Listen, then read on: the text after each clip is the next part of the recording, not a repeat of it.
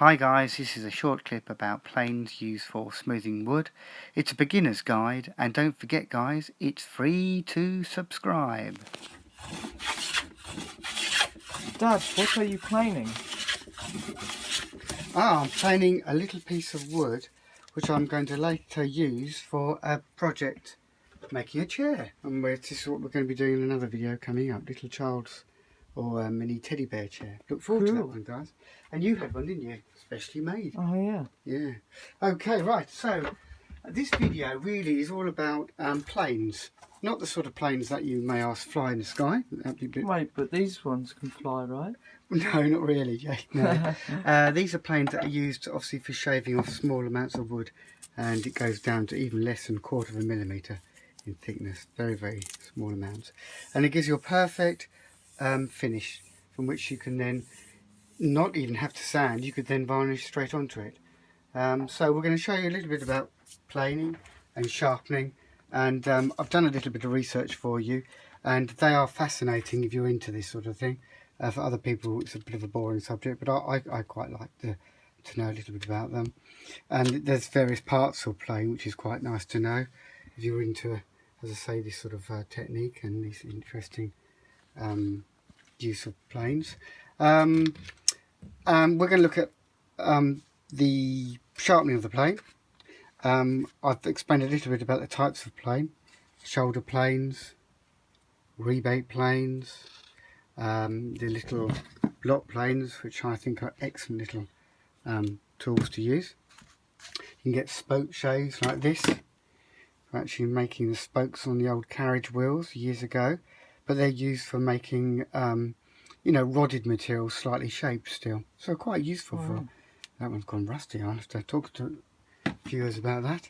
What's that weird one over there? This one? Yeah. Oh, this is I collected this one. This is worth a lot of money. This is made from oak. There's the steel blade and the wooden wedge, and it is a jack plane, an old jack plane. Wow. And that jack plane is the size of plane. Look, this one, interesting. You can even adjust the angle of the blade, the bed of the plane. Look at that. Wow. Brilliant. Really interesting. So you can do curved surfaces with that one. It's very expensive. And then the bull nose, and that one goes right to the edge of the wood. So if you're planing something and you need to go right to the end, and it's got a piece there perhaps stopping you planing, you can go right to the edge pretty well. There's another one. I mean, some of these are hundreds of pounds. Look at this large one here. Large shoulder plane. It's a shoulder because you can go right up to a shoulder. So if I wanted to, I could plane right up there onto that shoulder, and I could turn it that way, just plane there if I wanted to, or I can turn it and plane that way, couldn't I? Yeah. There's the blade. The blade angle varies. This is about 20 degrees. It goes very low on some planes, but usually between 25 and 30 degrees. Some angles do vary depending on the type of tool, so you'd have to research that, wouldn't you? You can even buy little really cheap ones that aren't very effective, so keep away from cheap ones. Look at this massive triplane here, Jake. Wow. Triplane, yeah. Yeah, a lot of money's worth that. It's a number 7. In my shed here it does get a bit damp, so I'm a bit worried about how these are going to last, so I may have to come up with a method of keeping them really dry. But these are all second hand. One I had to get from our university course, but for that's gone damaged. Right, you're hurrying me up. Now I'm going to talk to you about the sharpening of the blade. No plane really should be kept on the blade. I shouldn't really do that. They should be all on the side really. And yes, Jake. Why do you keep them on their side? Well, if you put them down like that, you're just going to take the edge off the blade and damage the blade. So good practice to keep them on their side and keep them clean and keep them water. Wait, so away from them. When you were taking this off, did you flick that up and then slide it out? Yes. Now that was that's the lever. Okay, that's the blade. That's the chip. What did they call it? The chip breaker. Okay, and it goes together like that. It's really important you understand it goes together like that. Can you see, guys? So the angle of the blade's there. Don't make the mistake of putting it together like that. That won't work. Anyway. like that. So it clamps that angle there. Oh, I got that right? Yeah, looks like it. Yeah, and it goes together like that. Okay, so sharpening. A couple of grit stones, sharpening stone, yeah. Carborundum based, okay, type of stone. And yes, Jake. So can you use sandpaper because it's similar to a stone? No, sandpaper's not. First, it's not flat enough, and it probably won't be fine enough. But the crucial and the most important thing is it has to be perfectly flat. I mean, you can actually sharpen on glass and Wow. check things are dead flat on glass. But it's usually a slightly roughened glass. But anyway, these you can buy these. They cost between £25 and £50 each. You can get ones that work with oil, honing oil. I'm using handy maintenance oil, but it's called honing oil. Or you can get these ones, these sharpening stones, which work with water as a lubricant, and that's the oil. The oil is the lubricant. And what's a lubricant, Jake? Can you remember? Does it lubricate something so it becomes slippy and wears less? Yes, that's right. Allows it, friction is reduced and allows it to flow easier across the surface. So a lubricant reduces friction. So the angle I'm grinding at is about 25 degrees, between 25 and 27 for this smoothing plane. I'm holding it firmly, I'm keeping it level, and it's a figure of 8 if you can. Get the oil all over it. Yes, Jake. So is that why, I mean, is that so it wears the plane evenly? Yes, and not just the plain blade, keeps it flat. You want that stone to be maintained as a flat surface. Quite tricky. I'm doing it at a bit of an angle here, it's a bit awkward for me. I could have a block of wood there to stop this moving, couldn't I? And that's the coarser stone, this is the finer stone. You can hear the difference. Oh yeah. Yeah. So this is the finer stone, often a different colour.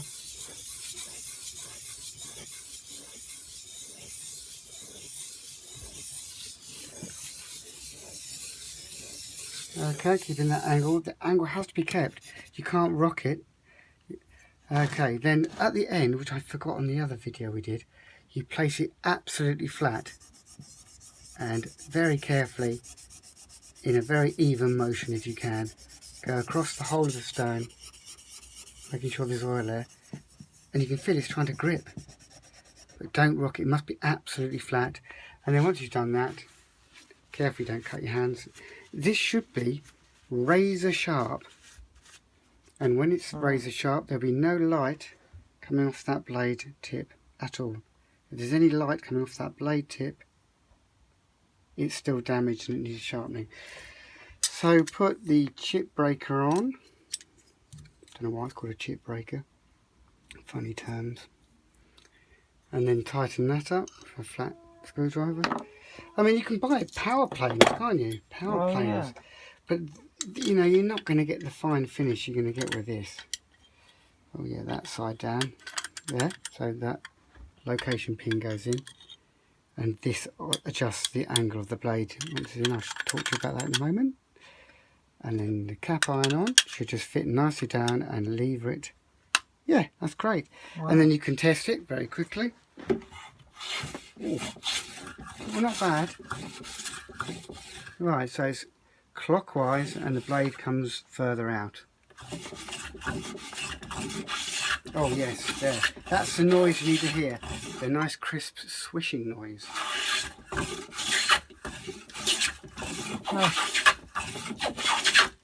Now, for a long surface, you normally use a jack plane, a longer plane, or even a triplane. Wow, look at that. That's almost as long as the wood. Yeah, look at that. So, I hope you found that useful, Jake. Did you? A little bit about the plane. So, yeah. Look at this here. Block plane. Oh, not ball nose plane. The block plane. I find this personally the really handy one, and it's got an adjustable nose on it. You can slide that part forward. I find these really handy, and these start at about sort of £25–30, going up to hundreds. Yes. So what are your top 2 planes you would say a beginner would need? I think a smoothing plane is handy and a jack plane. And you can try and buy them without the plastic handles. You know, if you can even get a good second-hand one, I think that would be worth having. This one's a damaged one. I'm actually going to clean up all the base of the plane and get it all polished up. Somehow that's got damp and rusted a bit. And that's the thing with these things, they probably need to be locked in a drawer and kept dry. But these are lovely, these are little bull-nose ones. Yes, Jake? If you stored them with a cloth, would that soak up the moisture and stop them from rusting? Yeah, you can. There's all sorts of ways. You can keep oil on them, even keep oil on them. And of course, when you're sharpening chisels, same technique can be used. I didn't mention to the viewers quickly. There are these little gadgets to hold the blade in if you wanted to, and it will maintain certain angles, and you can adjust the angle by adjusting these set screws here. So, any questions, Jake? There's the honing oil. There's the stones. I don't You can think even so. sharpen, you know, a blade like this. Keep the angle straight, and you can sharpen those, yeah, if you wanted Yeah. to. But chisels, I'll quickly get a chisel. Are Bevel-edge chisels a lot easier to sharpen? No, not really. So just move to that side there. I'm going to go on the. Take that. Get that. Any dirt off there. Bevel-edge chisel. They're the bevels. Lovely chisel, really. And then this angle, 32 to 37 degrees, varies a bit. And again, a figure of 8. It's a task really done by the older viewers, I think. This really, it's very hard for a younger viewer to get the angle right and keep it consistent. That means the same. There you go. Then you can draw it back, and then you can do the same on the finer grit. Is that good? Yeah. And then place it flat again. So is that all to it? Yeah, I made it look a bit easy, but you know, and you can test it. Look, I'll see how sharp this is. Ready? Yeah, very sharp. And I'll be using these on the teddy bear project, the teddy bear chair. Looking forward to that. Yeah. And I might even be making little motor cars. Yeah. Cool. Right. Okay, Shenhackers. I hope you thought that clip was quite useful. And any questions? Just comment on the clip. And it's free to subscribe.